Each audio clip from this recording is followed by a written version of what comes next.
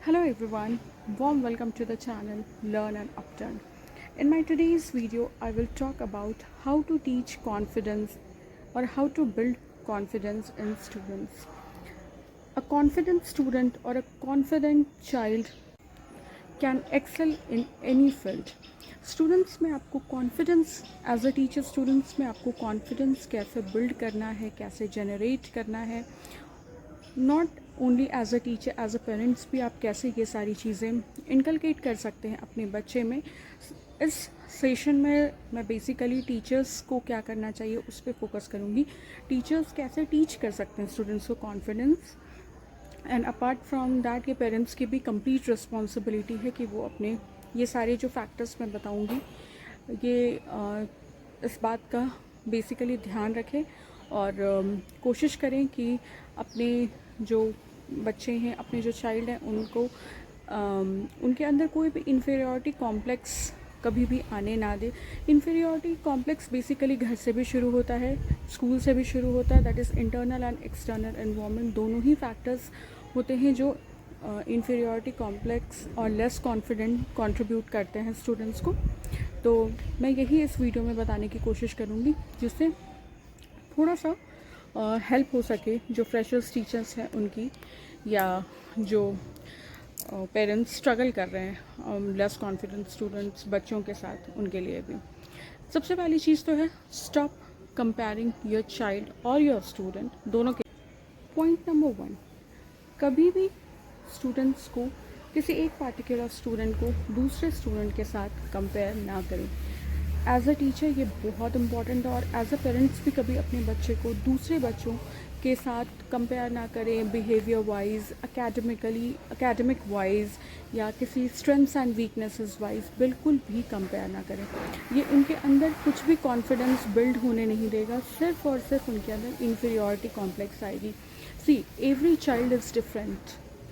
Individual differences को समझने की कोशिश कीजिए, उनके वीकनेसेस एंड स्ट्रेंथ्स को पहचानिए, जानने की कोशिश कीजिए, उनके स्ट्रेंथ्स के लिए उनको अप्रिशिएट कीजिए, कॉम्प्लीमेंट कीजिए, और वीकनेसेस पे उनको काम करने के लिए पॉजिटिव अप्रोच के साथ उनसे बात करें या उनको हेल्प करें, ना कि नेगेटिविटी या र्यूड वर्ड्स या नेगेटिव एटमॉस्फेयर या प्रेशर या स्ट्रेस दे उनको।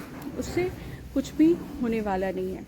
सेकेंड सबसे इम्पॉर्टेंट पॉइंट होता है एज अ टीचर कि स्टूडेंट्स के बीच कभी भी पार्शियलिटी ना करें। Most of the teachers, I don't know कितने लोग कनेक्ट कर पाएंगे ये, बट ये बहुत ही हार्श रियलिटी है अभी के टाइम के एजुकेशन सेक्टर की, कि बहुत सारे टीचर्स फेवरेटिज्म में पार्ट लेते हैं। कुछ स्टूडेंट्स उनके फेवरेट होते हैं, उनका कंप्लीट फोकस सिर्फ उन चंद स्टूडेंट्स पर ही होता है, जो कि एज अ टीचर बहुत ही गलत क्वालिटी है। ये क्वालिटी मैं बोलूँगी भी नहीं कि ये कोई क्वालिटी है, ये जस्ट एक ऐसा ट्रेट है आपके अंदर जो आपके प्रोफेशन को बिल्कुल भी शूट नहीं करता। एज अ टीचर अगर आप स्टूडेंट्स के बीच में पार्शियलिटी कर रहे हैं, फेवरेटिज्म कर रहे हैं, तो स्टूडेंट्स के अंदर जो कॉन्फिडेंस है वो गिरना वहीं से शुरू हो जाता है। स्टूडेंट्स डीमोटिवेटेड फील करते हैं, आपसे क्वेश्चंस नहीं पूछेंगे, आपके साथ कंफर्टेबल नहीं रहेंगे स्टूडेंट्स, और वहीं से उनका जो ग्राफ है वो गिरने लगता है। तो फर्स्ट हो गया कि आप कभी भी अपने स्टूडेंट्स को कंपेयर ना करें। दूसरा चीज़ हो गया, सारे स्टूडेंट्स को इक्वली ट्रीट करें। इवन अगर आपका खुद का बच्चा या कोई रिलेटिव भी उस स्कूल में पढ़ रहा है तो भी आप सारे स्टूडेंट्स को इक्वली ट्रीट करें, कोई स्पेशल ट्रीटमेंट ना दें किसी भी स्टूडेंट या किसी भी बच्चे को। ठीक है, नेक्स्ट हो जाता है अप्रिशिएशन।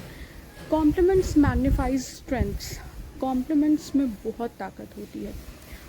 हर बच्चे में कुछ और स्ट्रेंथ्स और वीकनेसेस होती हैं। वीकनेसेस पे आप काम कीजिए, उनको मोटिवेट कीजिए काम करने के लिए, हेल्प कीजिए उन वीकनेसेस से ओवरकम करने के लिए, बट साथ ही साथ उनको मोटिवेटेड रखने के लिए, उनको हैप्पी रखने के लिए, पॉजिटिव रखने के लिए, उनके जो स्ट्रेंथ्स हैं उसके लिए अप्रिशिएट भी कीजिए। सपोज दैट फॉर एग्जांपल अगर कोई बच्चा पढ़ाई में, सपोज दैट मैथ्स में कोई बच्चा अच्छा नहीं है, बट उसकी स्पीकिंग बहुत अच्छी है या राइटिंग बहुत अच्छी है, तो उसके साथ मैथ्स में वर्क कीजिए या उसको हेल्प कीजिए मैथ्स में अच्छा करने के लिए, बट साथ ही साथ उसके जो स्पीकिंग या राइटिंग एबिलिटीज़ है उसकी अप्रिशिएशन भी करते रहिए, ताकि वो फील गुड फैक्टर उसके अंदर आए और उसको लगे कि उसमें भी कुछ स्ट्रेंथ्स हैं, सिर्फ वीकनेसेस ही नहीं है। और इस तरीके से उसके अंदर कॉन्फिडेंस जो है वो बहुत ज़्यादा बिल्ड होगा। ये बहुत ही इम्पॉर्टेंट पॉइंट है एज अ टीचर। आपको क्लास का, इसी के कॉन्टेक्स्ट में मेरा 4th पॉइंट है, क्लास का जो एटमॉस्फेयर है उसको बहुत ही ज़्यादा पॉजिटिव रखने की कोशिश कीजिए, बिकॉज़ नेगेटिव एटमॉस्फेयर में सिर्फ नेगेटिविटी ही इनकलकेट होती है।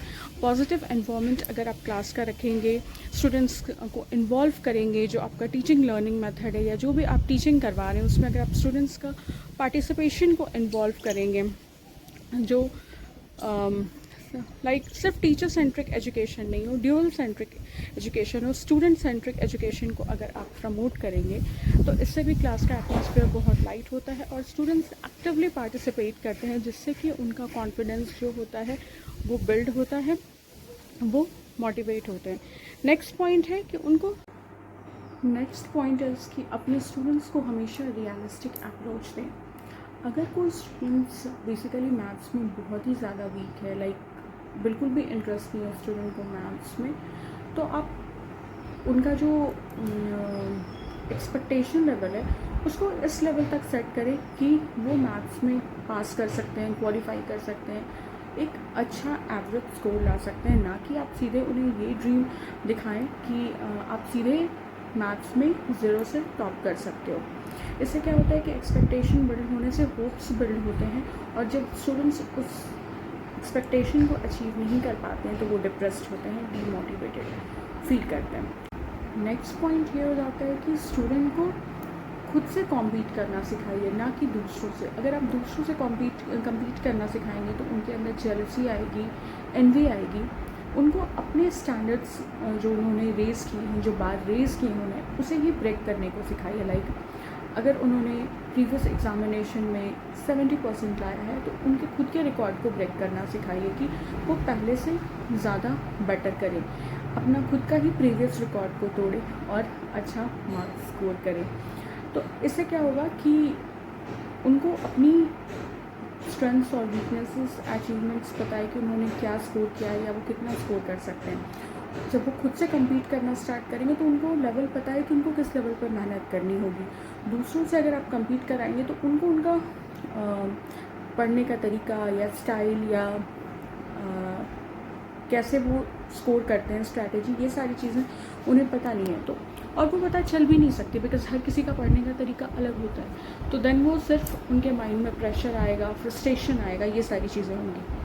और खुद से जब वो खुद को compete करने की कोशिश करेंगे, अपने प्रीवियस रिकॉर्ड्स को ब्रेक करेंगे, तो ये उनके लिए भी एक अचीवमेंट होगी। और उनके last point, as a teacher आप में बहुत ही ज़्यादा प्रोफेशनलिज्म होना चाहिए, बिकॉज स्टूडेंट्स हमेशा आपको देखते हैं, आप उनके आइडल होते हैं, स्टूडेंट्स हमेशा आपके साथ रहते हैं मोस्ट ऑफ द टाइम, तो वो आपसे बहुत कुछ सीखते हैं। तो आपका जो ड्रेसिंग सेंस है या जो आपके रूल्स एंड रेगुलेशंस है, आपका बात करने का तरीका है, बॉडी लैंग्वेज है, आपका जो बिहेवियर है, कंडक्ट है, वो चीज़ प्रोफेशनल एंड डिसेंट होना चाहिए, ताकि स्टूडेंट्स अगर आपको अपना आइडियल मान रहे हैं तो वो आपसे कुछ सीख सकें, बेसिकली वो आपसे कुछ अच्छी चीज़ें लर्न कर सकें, कुछ भी। So that's all for this video, जिसमें मैंने आपको बताया कि आप अपने स्टूडेंट्स के अंदर कॉन्फिडेंस कैसा बिल्ड कर सकते हैं, basically how to teach confidence in students.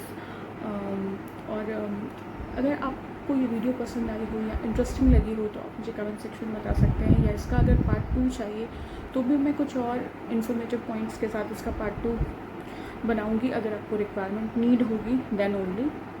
Video अगर अच्छा लगा हो तो चैनल को सब्सक्राइब कर सकते हैं, लाइक कमेंट एंड शेयर कर सकते हैं। Thank you so much for stopping by and watching this video.